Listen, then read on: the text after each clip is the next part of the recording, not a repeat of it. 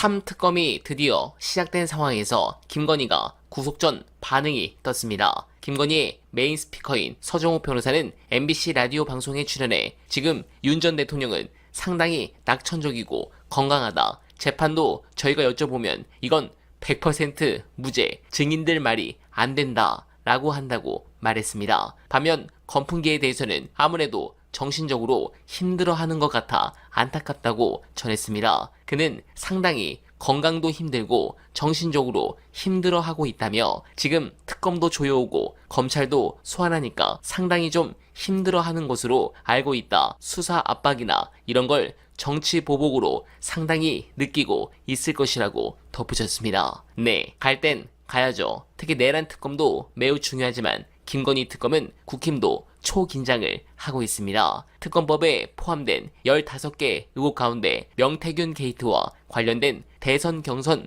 여론조작과 공천 개입 의혹이 뇌관이 될 가능성이 높아서입니다. 대선 경선과 국회의원 보궐선거로 국한된 것처럼 보이지만 특검 성격상 지방선거와 국민의힘 대표 경선 등 사실상 최근 몇 년간 치러진 국민의힘 선거 전반을 들여다볼 공산이 큽니다. 그렇다면 검찰은 지금 어떤 생각을 갖고 있을까? 현재 대부분의 취재 또는 썰이 거의 다 비슷하게 나오고 있는데 오늘 화제가 된 썰 보시고 이어가 보겠습니다. 문재인 정부 초기에 처음 인사를 할 때 민정 법무를 어떻게 하는지 가장 큰 고민 중에 하나였어요. 그때 첫 번째 생각은 민정수석은 신현수 그리고 법무부 장관 조국을 생각했다고 합니다. 왜 그러냐면 조국 법무부 장관이 그 수장이 되고 민정에서는 검찰을 잘하는 검찰 출신의 신현수를 통해서 검찰 개혁을 이루겠다는 생각이 있었는데 신현수 카드가 무산됩니다. 왜 무산되지 그때? 김앤장 출신이라는 그 얘기가 있었습니다. 저 대기업을 변호하면서 그 피해자들한테 아픔을 많이 준 게 좀 걸렸는데 그 신현수 카드가 무산되면서 검찰 개혁이 검찰을 잘하는 사람들이 와서 검찰에게 칼질을 해야 되는데 그 부분을 첫반에 놓쳤다. 초반에. 이재명 대표가 계속 고민했을 것 같습니다. 근데 그때 신현수 씨가 국정원 기조실장으로 가요. 맞아요. 국정원으로 빠졌어요. 국정원 기조실장 가서 되게 화를 많이 냈어요. 나를 기조실장을 시켜? 이러면서. 그런데 그 정신을 차리고 기조실장 자리를 또 기쁘게 받아들였어요. 김현장 이러면 안 된다 이래가지고 내부자로 정리를 해가지고 또 내부자 좀 하다가 또 그래도 정리가 돼서 또 쫓겨났어요 금방. 아니 근데 기조실장 잘하셨어요. 아니 그러니까 잘했다니까. 민정수석 크게 걱정하지 않는다. 오광수. 예, 아니 에이, 전 걱정하지 사실은 않아요. 저는 문재인 정부 초기에 인사가 만약에 그렇게 이루어졌다. 네. 신현수 민정수석, 조국 법무부 장관 그렇게 인사가 처음에 세팅이 됐다고 하면 오히려 정말 일이 효율적으로 됐을 거라고 생각해요. 오히려. 예. 검찰을 제일 잘하는 사람이 와서 검찰 개혁을 할 것이다. 자, 이 오광수 민정수석의 자리는 검사들한테 평가받는 자리 아닙니다. 그리고 좋은 얘기를 할 수 있는 자리가 아닙니다. 자, 그러면 이건 어때요? 자, 검찰의 분위기는 어때요 지금? 검찰 분위기요. 너무 좋아. 자, 오광수 얘기를 할게요. 오광수는 중수 이과장을 했고 아이고. 오광수가 온 거에서는 안도하기도 하지만 오광수에 대한 불만은 없어요. 왜 그러냐면 이분이 중수 이과장 특수 2부장 하면서 절대 위 사람한테 거슬리거나 자기 의견을 막 주장하던 민정수석이 사람이 우리를 잘 아니었어요. 아는 데다가 네. 거스르는 사람이 아니다. 아니에요. 그렇기 때문에 오광수가 온 거에 대해서는 보수적인 사람, 특별히 저쪽이라고 우리가 개혁 대상이라고 생각하는 사람들이 안도하기도 하지만 그게 굉장히 검찰한테는 큰 개혁 동력으로 작용할 거라고 생각합니다. 조중동에서 제일 놀랍니다. 조선일보에서 오광수를 쓴다고 정말 자기네 사람이라고 생각하기도 하는데 저쪽에 칼잡이를 데려와서 개혁을 한다고? 뭐 네, 이런 그 생각을 조금 하고 있습니다. 그래서 검찰에서는 오광수에 대한 뭐라고 해야 되나 비난 비판이 안 비판 나와. 없어요, 별로. 그래요?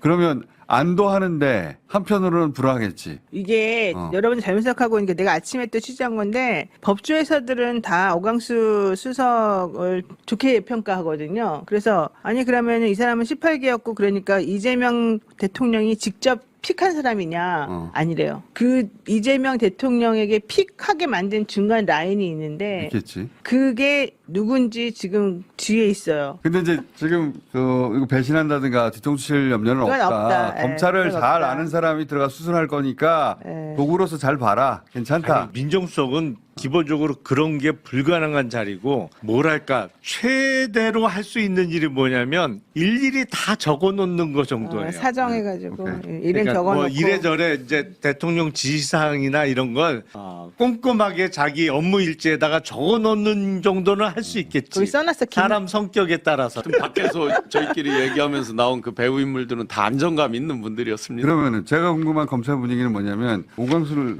어떻게 받느냐가 아니라 이제 검찰 개혁이 시작될 거 아니에요. 그거 이제 들이닥칠 거 아니에요. 그걸 어떻게 바라보고 있느냐 그 분위기. 강력하게 저항한다 그런 사람 하나도 없어요. 네, 이건 문제가 있다는 사람도 하나도 없고요. 모이지도 않습니다. 그렇구나. 그리고 운명을 받아들이고 있구나. 네네네. 자, 윤석열이 저 대통령 후보로 나갔을 때 한동 갔을 때 그때는 좀 환호하고 뭐 했지. 그 다음에 이재명이 되고 나서는요 모이지 않습니다. 그 얘기도 안 합니다. 그래서 그래서 한 짓이잖아. 예, 이제 검찰이 저항할 것이다. 특검을 이렇게 막 3개나 발진시키고 100몇 명 검사 120명. 그런 얘기 있지 않습니까? 하지도 않아요. 120명에 들어가고 싶어요? 안 들어가고 싶어요? 들어가고 싶어 하죠.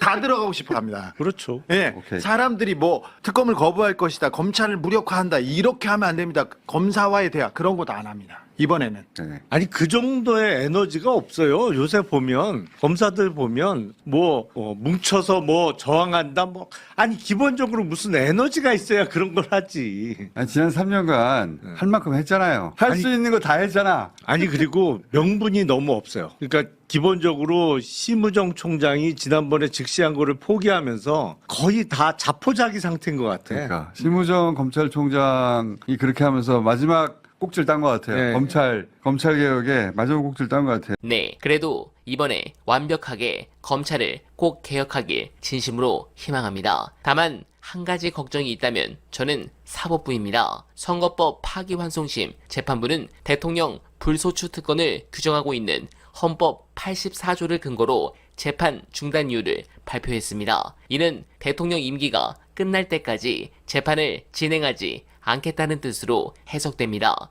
헌법 84조는 대통령은 내란 또는 외환의 죄를 범한 경우를 제외하고는 재직 중 형사상의 소추를 받지 아니한다고 규정돼 있는데 이때 소추에 재판까지 포함될 것이냐를 두고 논란을 빚은 바 있습니다. 대통령의 안정적인 국정 운영 등 법 취지를 고려하면 소추에 재판까지 포함된다고 보는 시각이 지배적이지만 다른 재판부가 이상한 짓을 해서 정부를 흔들 수 있습니다. 민주당은 그런 부분에서 법 개정을 통해 완벽하게 불안 요소를 제거하고 조이대를 끌어내리는 것에 최선을 다했으면 합니다. 반드시 사법 쿠데타에 대한 천벌이 있길 간절하게 바라며 원활바는 오늘도 최선을 다하겠습니다. 여러분 고맙습니다.